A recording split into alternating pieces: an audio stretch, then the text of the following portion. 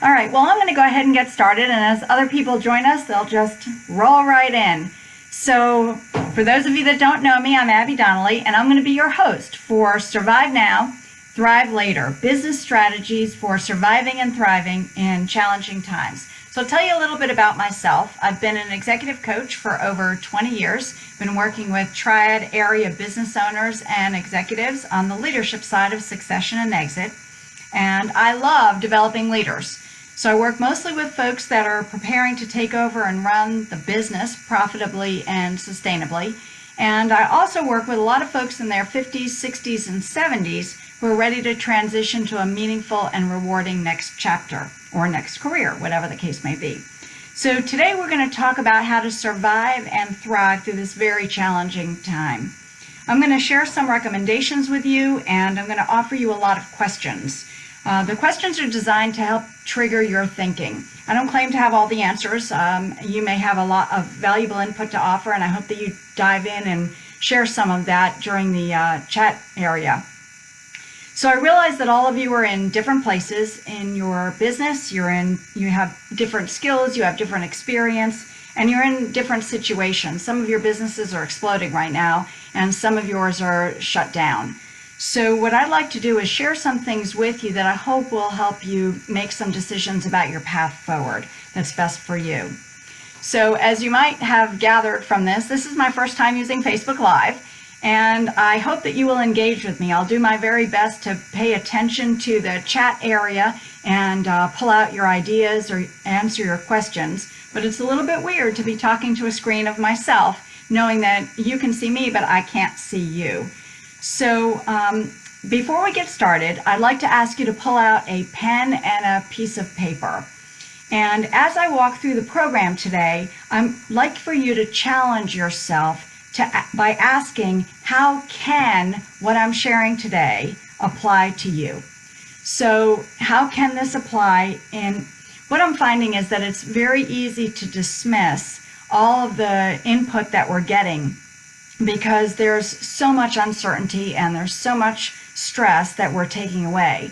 So if you can pull one strategy or one idea that can help you both cope better on the survival side and thrive better when we talk about putting in some strategies to get there, that would be I think that would be a worthwhile use of all of our time.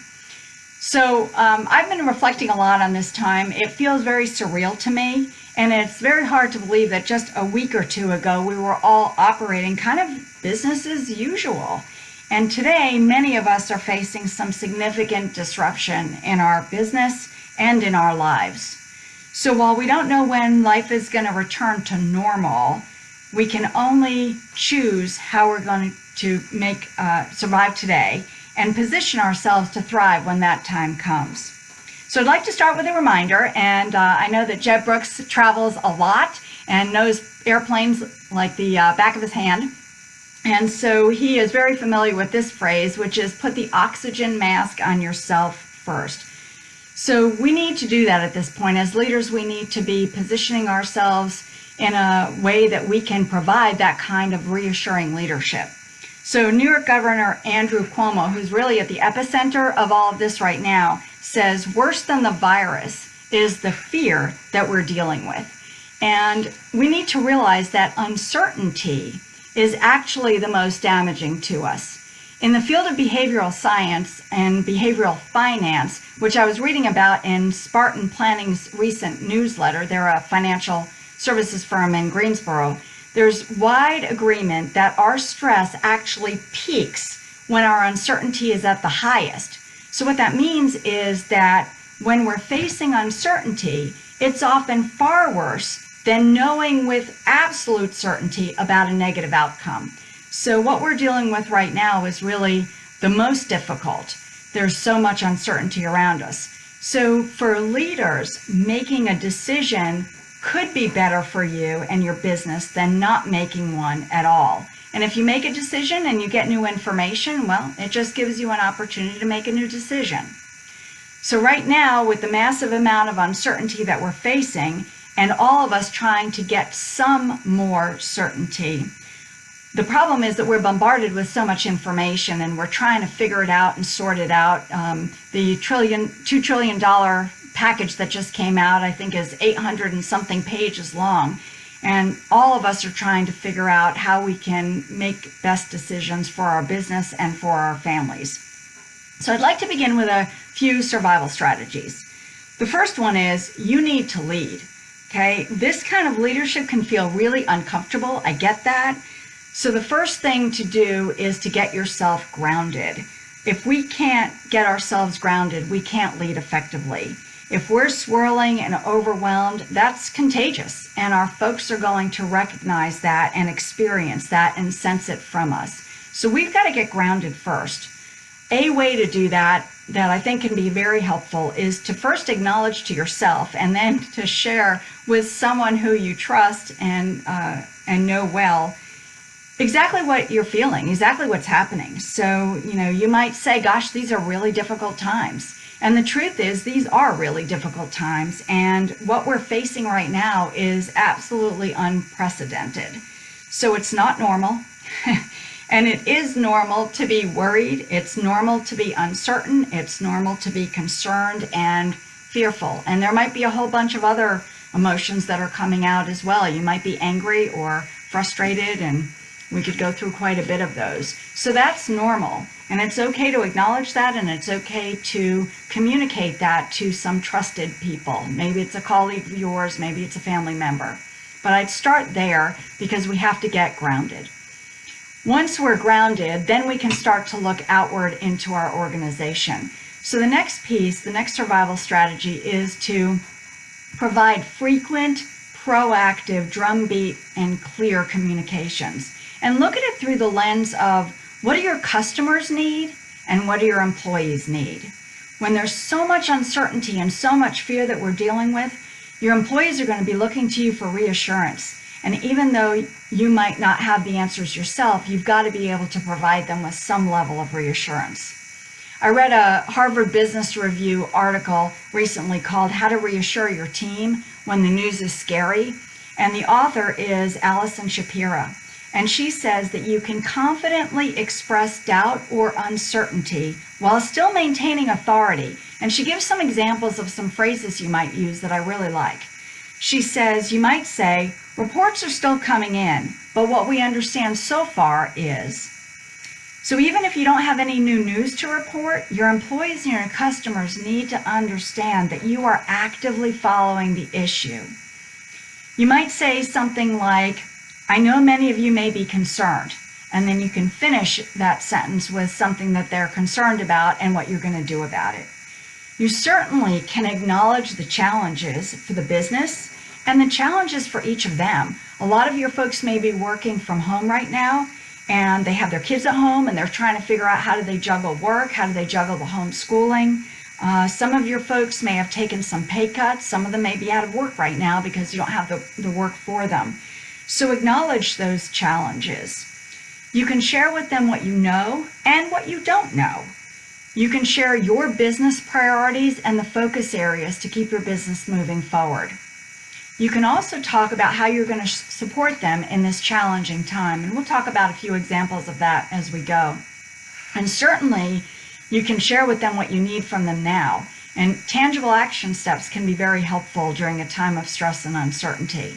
So some other language that you can use is you can say things like, here are the steps we're taking, and that gives some guidance and some confidence. You can also say, here's what you can do, giving them some clear direction. You can provide encouragement, support, reassurance, confidence, and most of all, hope. You can remind them that you've faced crises before together, and you will get through this together. So organizations and people can handle bad news and they can handle tough times if they feel like their boss or the owner or the leader is focused on solving the issues at hand. And I'd like you to remember that if you don't communicate proactively, your people are watching you and they're going to fill in their own answers. They're going to fill in the gaps. So it's really important to have that drumbeat that they know when you're going to be communicating with them next. And that doesn't mean you can't communicate in between that, but they know that they can count on getting communications from you. So I'm curious, what communications have been most reassuring for you? You can write in the chat and I'll be happy to share that if you've got anything.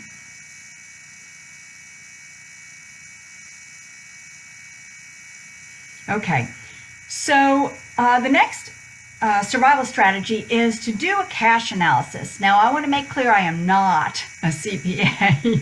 So these are going to be like the simplified version of a cash analysis.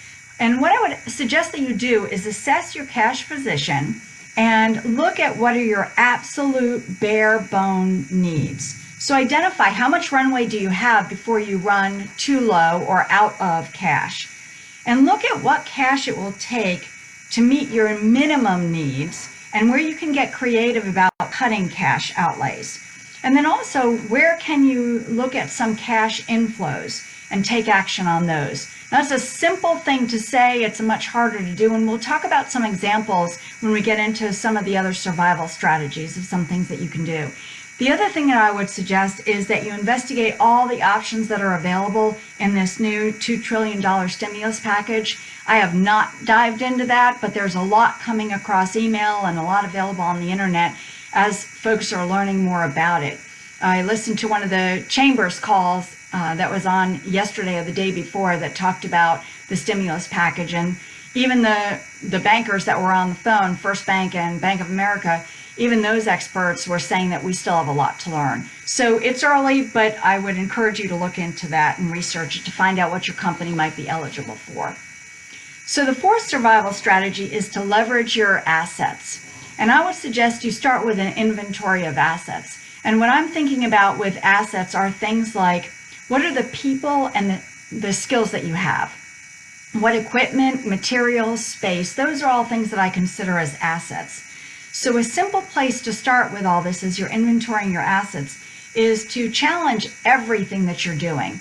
And I know it's really hard to be objective in your business, so sometimes you might find it helpful to get some outside perspective from somebody that can look at your business more objectively, because they can challenge things for you and it gives you some fresh perspective. So for everything that you do, asking, does it add value now? Is it critical foundational work for our future? And then start eliminating things that feel like waste. When I was at Procter & Gamble, we used to do something called loss analysis. And everything that was not adding direct value to a customer need was considered waste. Even some of the things that we have to do were considered waste because they didn't directly add to the customer need. But it forced us to look through a lens of really, really, really, what is value add and what could I consider waste and potentially either reduce or get rid of.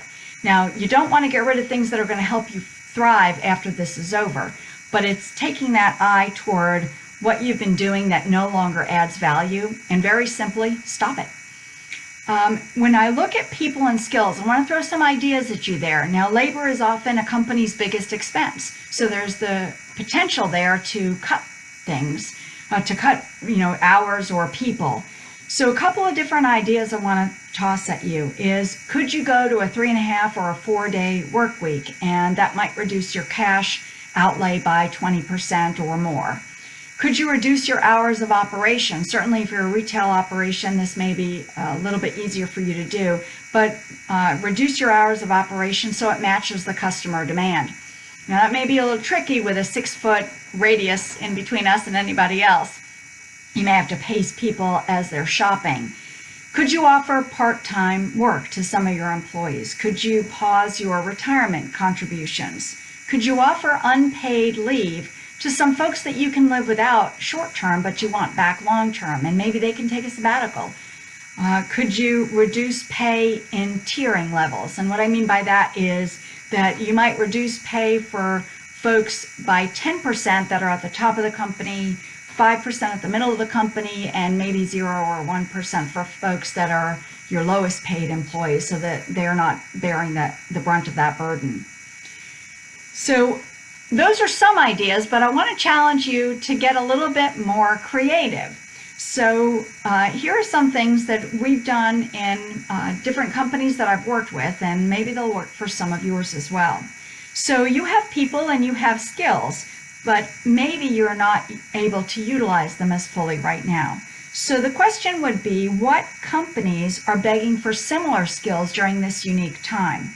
So can you share or lend your people to some of your suppliers, some of your customers, maybe even friendly competitors where they're, or even competitors in a different geographical region, as long as you can safely get your people to them, or at another, so that they go to another company short term to help produce for them if those companies are wide open right now. So that's something that, we don't typically think about, but when I was at Procter & Gamble, we would from time to time lend our folks to either our supplier for work to help production there. I went down and did some work in one of our suppliers' manufacturing facilities for a couple of weeks. And you can also go to, you can also look at whether you could help a customer of yours as well. You may know their business very well, and your folks may be able to help them. I think about restaurants right now. Some restaurants are doing a tremendous takeout business and delivery business, and so maybe they could use some extra personnel to help support that if your business is not running. So some ideas there. Other ideas might be, can you redistribute the work that you have and reallocate your resources so that you can take some resources that are typically internally focused and get them out there selling. I was on a phone call yesterday with a client of mine, and that's what they're doing. They're taking some of their resources that have been doing maybe more inside sales, and they're helping them to get ready to go out there and do some outside sales. Can you have them work on some Thrive ideas? And we'll certainly talk about some Thrive ideas a little bit later in the program. Can you reallocate your resources by project and reduce staff where there are no projects, maybe reallocating them to bring in some new revenue or to cut some costs? Can you reallocate by critical skills and reduce staff where the skills might be easier either to find if you need to rehire them or train them? So those are some ideas. Has anybody here found some creative labor solutions that you want to share with the group?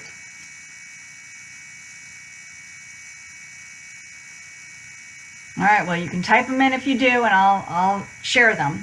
So I'd like to look at equipment and materials. So if you need more capacity in your business, can you produce your product at a supplier's or a customer's or possibly a competitor's office after hours? They may be using their production for a one-shift operation, but maybe you could do something after hours and produce your product there. Contract manufacturing at Procter & Gamble used to do those kinds of things. So we would use those facilities for after hours additional production. If you have excess capacity, can another company use your equipment and bring in some revenue to your business by having their team work after hours on your equipment? It'll keep your equipment running and it'll keep the revenue coming in, and that's all good for your business and theirs. Other options I'll throw out at you: can you sell any equipment that you're no longer using? Sometimes we take equipment, I've got lots of stuff in the house too, we take equipment that we're not using right now and we kind of mothball it and put it in the back closet. Well, if somebody else can use that equipment, it might be the right time to sell it or lease it to them. Can you stop ordering inventory? Can you slow your payments to vendors? There are a lot of understanding companies right now. I belong to Planet Fitness, and they have basically said that we won't be paying for the gym until they reopen. So that's a way of slowing payments. I don't have to foot that bill for the next month or more. What other companies might use the same materials as you that are not using them now, and can you sell off some of that inventory, whether it's finished product or materials or even some in-process stuff? Can you renegotiate your payment terms? Can you renegotiate lease payments? Can you ask for an extension? Can you sell your inventory that's in high demand? One of the stories that I read about recently was that, colleges have sent their students home. They're all doing online learning right now. So they had a college lab that talked about having all these N95 masks available that they use in their lab. But there's no students there now, so why not donate them or sell them to a hospital system or another healthcare organization or even the EMTs that need them? So can you do something like that? Can you reduce your inventory and go just in time? You know, in a world of overnight delivery, same-day delivery, things like that, can you rethink your supply chain and your materials delivery? Those are some interesting possibilities for you. So I'll ask if anyone's got any equipment or material savings that have come to mind, and you can certainly type those in, and I'd be happy to share those as well. All right, I'm going to move on to space. So this is the last area for leveraging your assets. So in space, can you lend your space to another company and get paid for it? One of the ideas that I think lots of people are looking at right now with the need for hospital beds and stuff like that is, you know, could a hotel lend their space if they're empty to a hospital system for additional temporary hospital support or healthcare?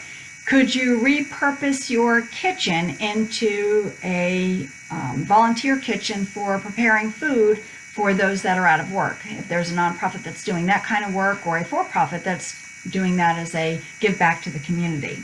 Could you reduce warehouse floor space or production space and have that have a positive impact on your operating costs? So those are some ideas. Hopefully it's triggered something for you. And I'd like to move on to survival strategy number 5, which is get paid faster. So some of these I'm sure that you've thought about, but the idea here is collect as much as you can as fast as you can and start today. So you can do a number of different things. You can issue your invoices more quickly. The faster you issue them, the more likely they'll get paid faster. Can you move to credit card processing instead of waiting for a check? A number of years ago, I moved to credit card processing, and it's been wonderful. And even if you're not doing that today, it might be something that you would want to start in the future. Can you incent your customers to pay early? Can you get a bigger deposit up front in the work that you do? Can you arrange for shorter payment terms with your current customers? Ask them to just pay you sooner.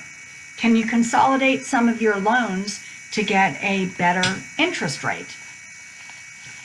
And, you know, the last question around that is it worth considering bringing in some outside investors? There are certainly some risks associated with doing that. Only you can decide if this is the right time to do it. But it's a worthwhile question to ask.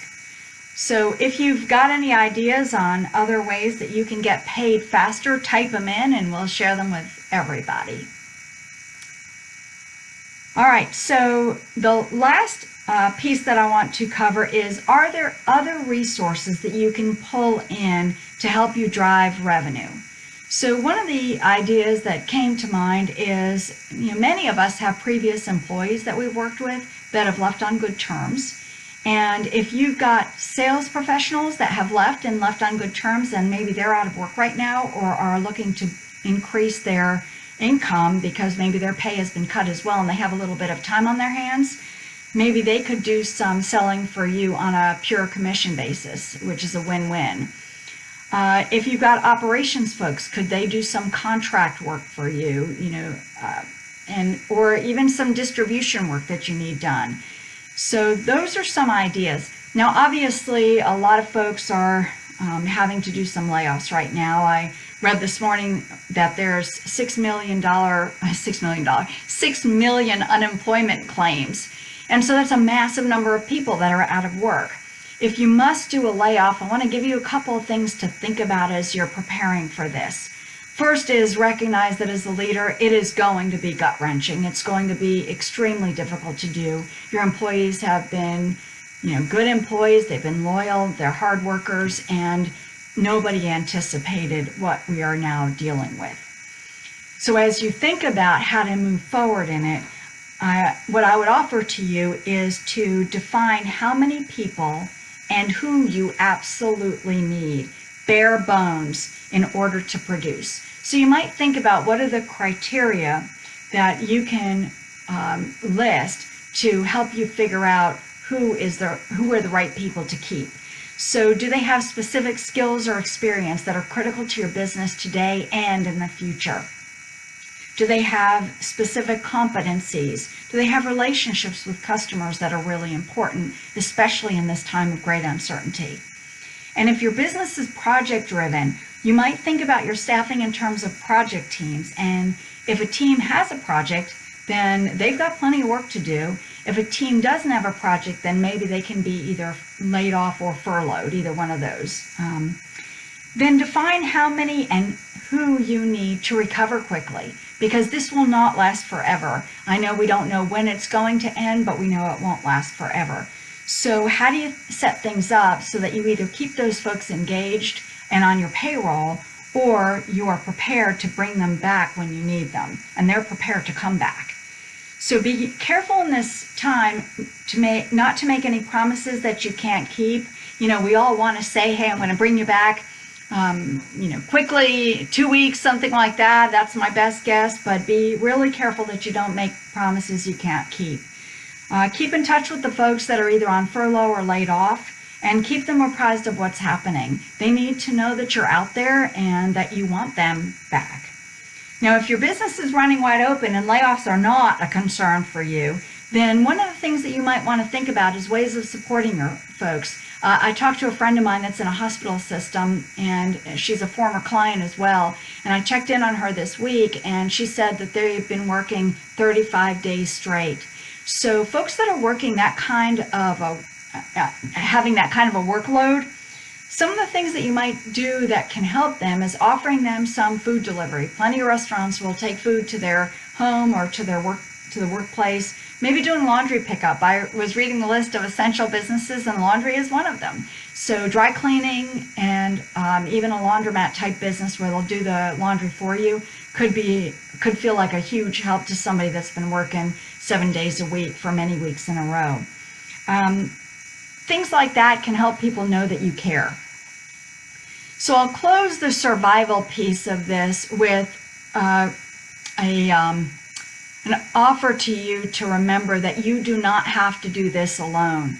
Invite your leaders that work with you, invite your employees, invite trusted advisors to help you think through this stuff more creatively.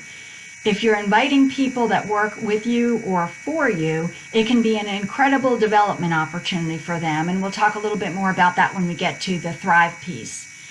And when you've got a foundation in place and you feel like you're going to be able to survive this, both emotionally for you and also for your business, then I think it's time to start investing in how will you prepare your business to thrive when this is behind us.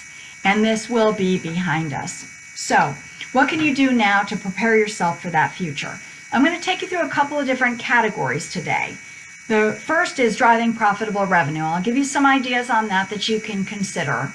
And then we're going to talk about being very intentional about developing your people. This is such a good time to invest in developing your people. And there are a number of different ways to do it. I'm not going to cover all of them today, but I do have on my website a downloadable PDF that you can look at that has like 30 ways to develop your people. And then we're also going to look at investing in your infrastructure. This is also a really good time to build the systems that support your company. So let's talk first about driving profitable revenue.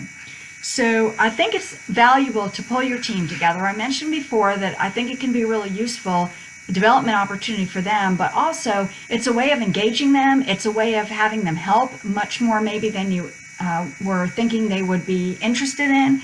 And I think everybody wants to be a part of creating something great. And so it will also align your team and help your team understand where you're going. So let's talk about different ways of driving profitable revenue. I'm going to give you a whole bunch of these. The first one is, can you pivot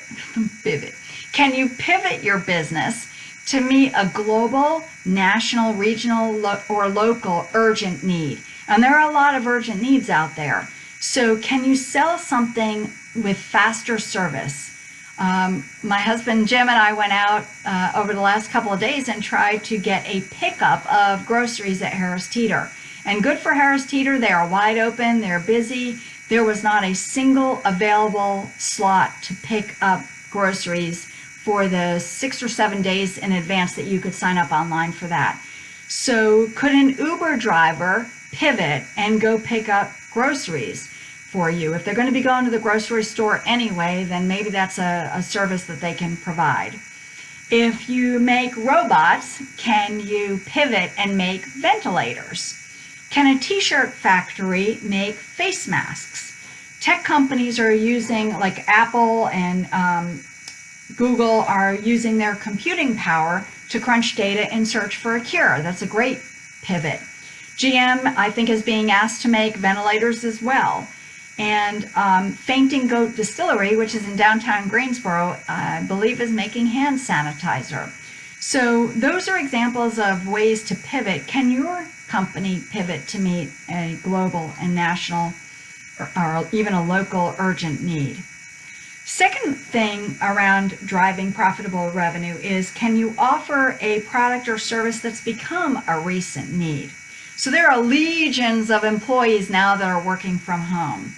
I've been working on a program that will help figure out how to network when there are no live events. You know, we're not going anywhere, we're not networking, we've got to keep our 6-foot distance between us. So how do you network in a time of, Zoom calls and stuff like that? So that's something that I didn't think I would be thinking about, 2 weeks or 4 weeks ago. I was on LinkedIn recently and I saw that Apple Rock Advertising and Display is selling a Zoom backdrop. And so, if you don't want people in your home office with you, like you are with me today, or if you want to promote your brand and your logo in a professional way, you can get a Zoom backdrop that has your logo on it and maybe your website or something like that. So those are some examples. There, with all the legions of people that are stuck at home and will be for the foreseeable future, there's a subscription model that's written about. I'm a fan of John Warlow with Value Builder, and his automatic customer book had a surprise subscription model, and you could offer boxes of curated goodies for adults and for kids that get delivered. Now, usually they're doing a monthly subscription. I think we may have to go weekly here. It's going to be a lot more fun. But just imagine the surprise when UPS or FedEx or the Postal Service drops off a box to people that you know and love on a regular basis. Could you do something like that, offer that kind of a product or service? And then, of course, you can use it to market your business as you ask them to post it on social media. Up-to-date news is another need. I got the New York Times digital service. I was not a regular New York Times reader, but they were offering some interesting input every day, even every couple of hours, on the coronavirus. And they're offering a limited time digital subscription. And you can cancel it any time, so I signed up. I don't know how long I'll do. I might become a subscriber for life now. The other one is that I thought about was need for supply chain delivery. So if you've got a company that's got trucks and drivers, there's a lot of need for delivery service right now. So those are just some ideas. Maybe it sparked something that you could do in your business. Third way to drive revenue, profitable revenue, is, can you message or market your product or service differently during this COVID-19 crisis? So can you reposition what you offer for a different use? So this is a really silly example, but I'll share it anyway. Instead of selling rubber gloves that you might use to wash your dishes, can you market them for safer grocery shopping? Can you partner with another business to market your business better? This is not a COVID example, but back when I was in business for myself and I learned about Sandler Training, Sandler Training's Josh Seibert offered me an opportunity to co-market with him by putting flyers of what I did inside flyers of things that he was already sending out. Didn't cost me anything, didn't cost him anything, except, I had to put some printing costs into the flyers, but that's pretty negligible. So is there a company that's doing something complimentary for you that you could, so for example, an easy one is if a company is doing takeout, is there a complimentary, could you put your flyer in their takeout bags and spread the word about your business that way? Could you put an ad in their e-newsletter or something like that? How can you market differently with social distancing and sheltering in place? Lots of folks, of course, are getting on, e-newsletters. Lots of folks are getting on social media and doing things like that. What could you do? I know that Jeb Brooks and the Brooks Group is doing a fantastic regular calls on how your sales force can still stay active during this time. Most salespeople will tend to hunker down and try to, figure out how they can get in front of their customers. And the Brooks Group has done a really nice job of laying out strategies for that, as well as doing some research on the best mechanisms to make your business successful through the sales lines. So look them up. Are there new ways that you could deliver your service or product? So can you do virtual delivery? Obviously, training companies can be doing work online. Lots of events have been moved to virtual instead of live.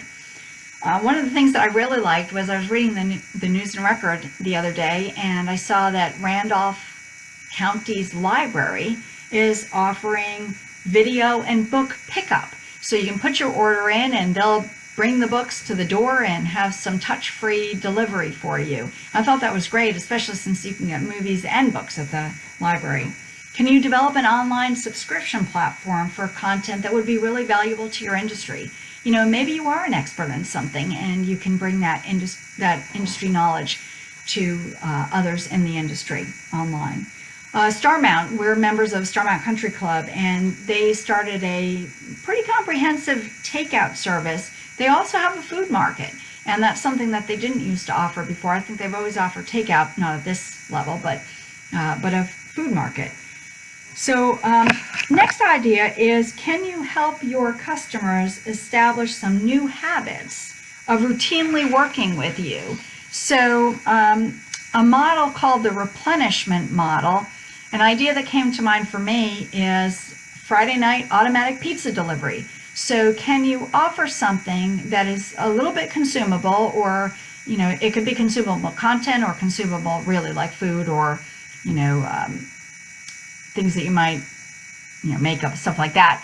But could you offer something that has to be replenished on a regular basis, and maybe it's a weekly replenishment or a monthly replenishment, and it just shows up. You don't have to think about, oh right, we got to go and order the pizza. Now with apps these days, pizza may not be the best example of that, but because it's probably pretty easy if you've got an app on your phone for that. But maybe it'll trigger some ideas for you. There's another model called the simplifier model, and that is a contract that you offer for your service on a regular and ongoing basis. So right now, maybe it's cleaning for your business or your house. You probably have some of those set up already. Could be lawn service that you're getting on a regular basis. It could be haircuts, which I'm sorry, as you can tell, none of us are getting our haircut, and since those are closed for now. And then warranty service. So many of you may be offering warranties already, but could you offer warranties if you're not today? IT companies offer that, maintenance plan, monitoring, something like that. Anything that you can do that for your clients or customers today that gets them in the habit of routinely thinking about you could be something that you could offer either now or as a part of thriving on the back end of this. You could also ask the question, what is your company's unique competitive advantage? And using that, how can you capitalize on that in this recovery? We don't often spend a whole lot of time thinking about what is our unique competitive advantage, but it can really provide us with some fresh perspective on what we can do that's better and different than everybody else out there that claims to do what we do, because they're not like you. And then a couple more questions around this to drive profitable revenue. What might your customers need as the recovery begins? So if you can anticipate what they're going to be looking for then or needing, then you can build it now so that you're ready for them when they're ready for it, and they can invest in that then.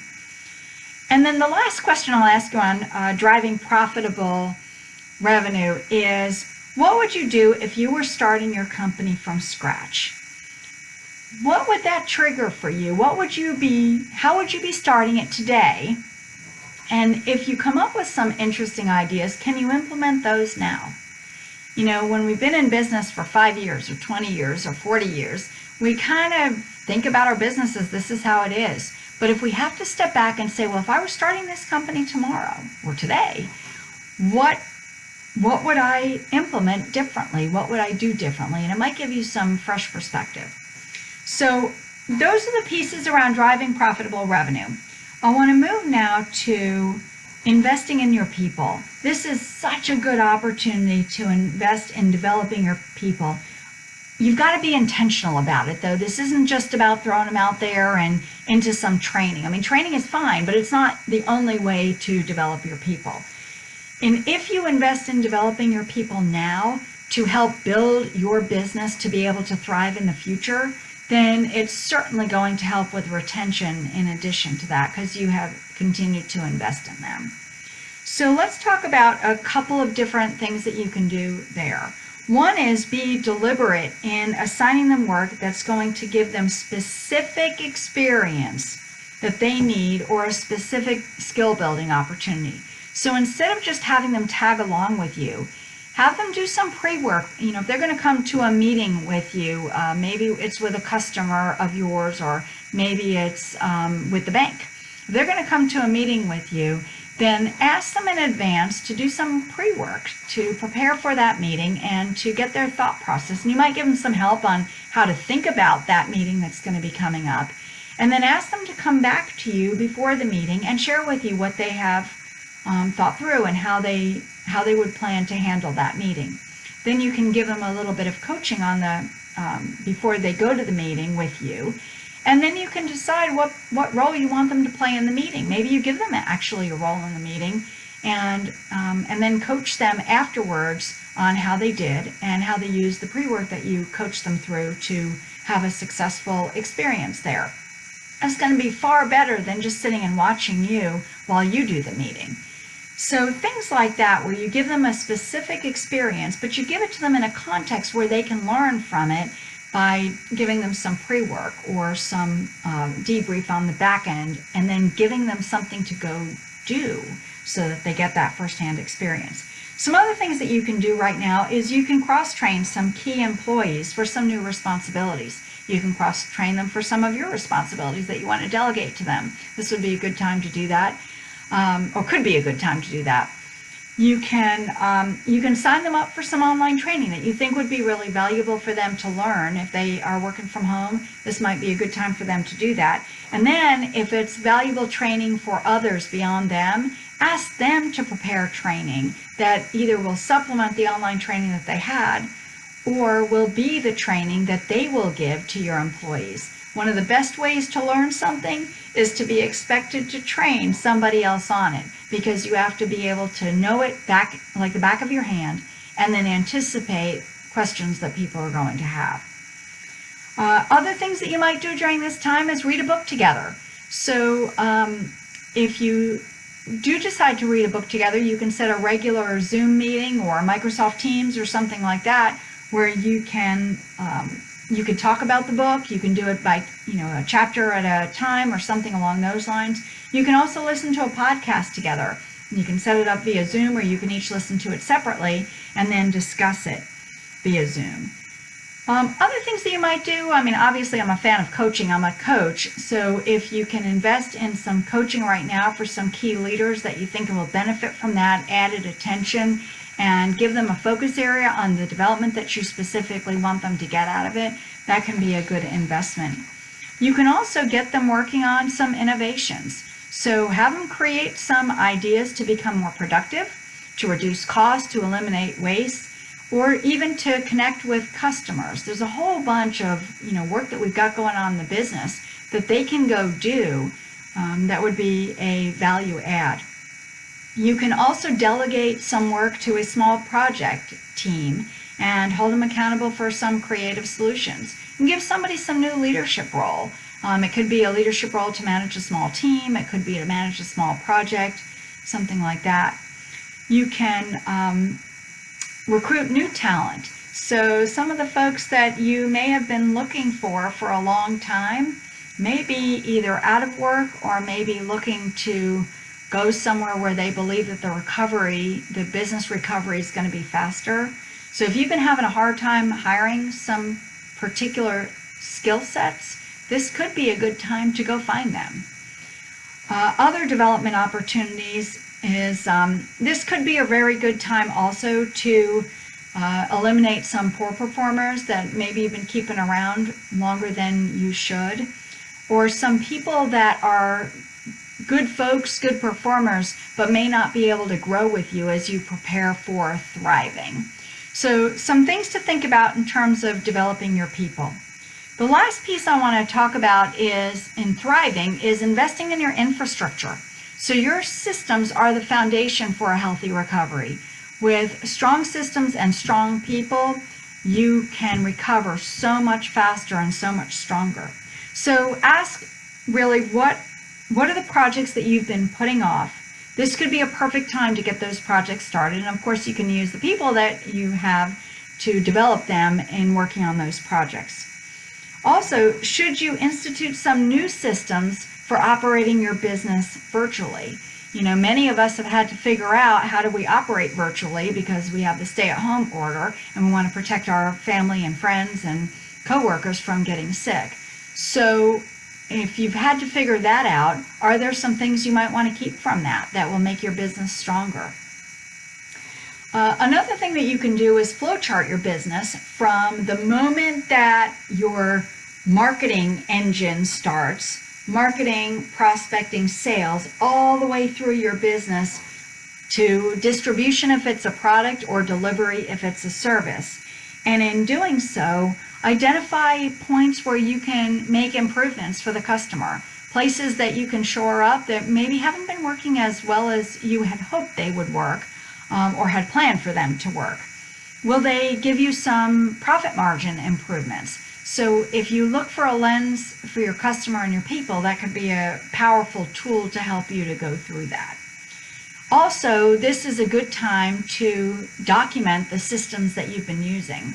A lot of times, you know, at a company the size of Procter & Gamble, where I worked for 14 years, we documented every system. You would not believe the number of systems that we documented. We had something called the daily management system, and so everything was documented. And in much smaller companies, like many of the businesses that I work with now, they have some things documented. But if there are gaps in those, if they're outdated, if they don't actually match what you're doing, then documenting those can be not only helpful to align what you're doing with what you have documented, but it also creates a framework for training new people in your company and training people that are new in the role. So those could be some ways, some valuable things to do. The other thing that you do when you document your system is it makes it easy to see ways that you can improve it, because suddenly you're looking at it and going, why on earth do we do it like this?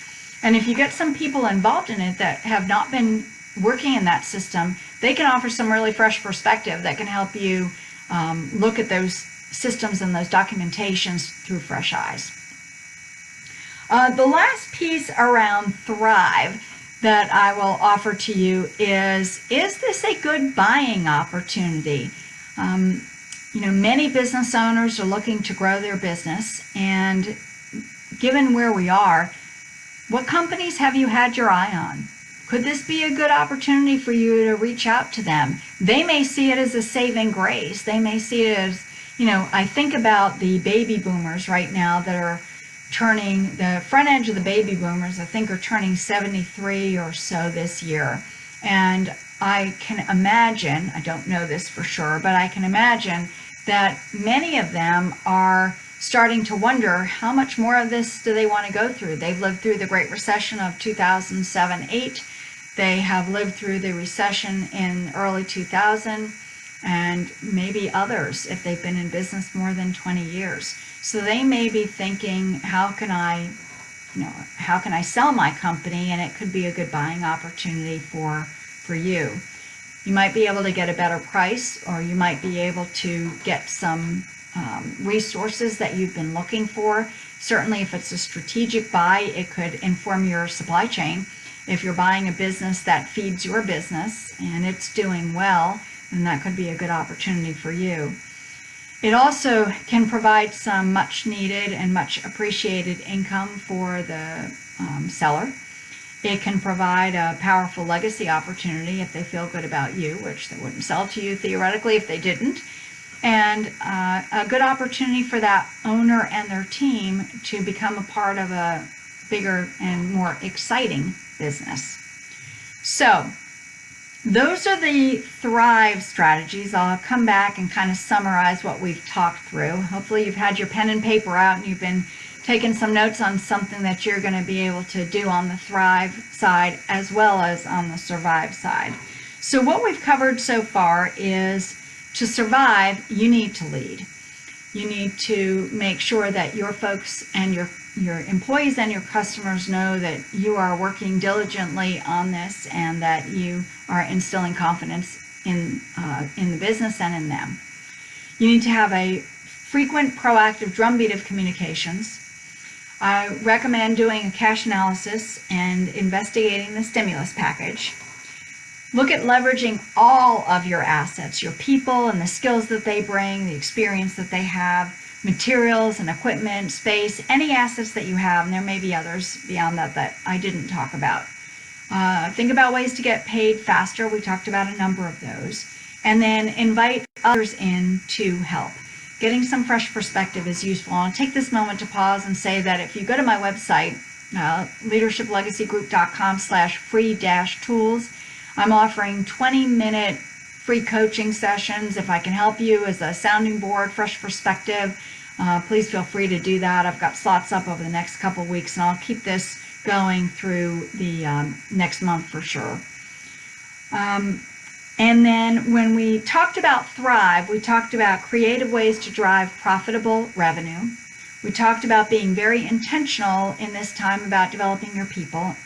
We talked about investing in your infrastructure and your systems so that you can come out stronger. And then asking the question, is this a buying opportunity for you? Is there a business out there that you've been kind of having your eye on that you might want to go take? So I haven't gotten a whole lot of things in the chat. What I'd like to ask is, would you find any value in a tool that outlines what I've just talked through? Kind of list these as bullet points for things for you to consider. You can say, yes, Abby, that would be great. And if I don't see anything, I'll recognize that it's a no, thank you, I got what I needed.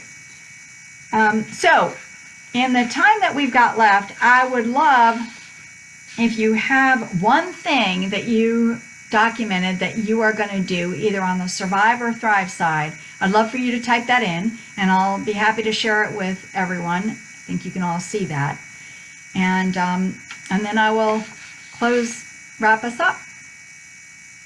Anybody? Yeah. All right. Well, I'm going to wrap us up with a quote and then a couple of thank yous. So the quote I'd like to share with you is by someone that I don't know, but I found it online and I thought it really spoke to what we're talking about today. And the author is J. Sidlow Baxter. And his quote is, "What is the difference between an obstacle and an opportunity? Our attitude towards it. Every opportunity has a difficulty, and every difficulty has an opportunity." So I would add, I know we will rise to this challenge together. You are all very, very talented, smart, capable leaders, and I have every confidence that you will figure out how to survive this and thrive on the back end of it. So I'd like to thank you for being here today. Thank you so much for taking an hour to spend time with me. I hope it was valuable for you. I'd also like to thank Action Greensboro and Executive Director Cecilia Thompson. I'd like to thank Candace Martin for getting me set up on this. Now I can say I've done one Facebook Live before, and thank you for joining me. So if you've got any other questions or any questions in the first place, I'll stick around a little while and you can type them in and I'd be happy to answer them. Otherwise, I wish you all much success in this time of uncertainty, and I look forward to seeing all of you again soon. Thank you.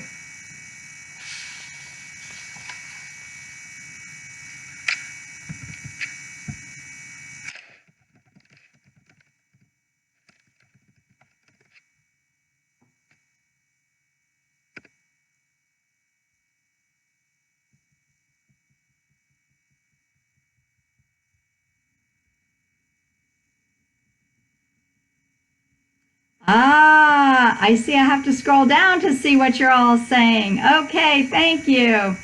So thank you so much, Jeb. Thank you, Mary Lisa. Thank you, Laura. I really appreciate it. I didn't see all the notes. Yay! Thank you so much. All right, take care. So I'm going to end now. I really appreciate it. Bye.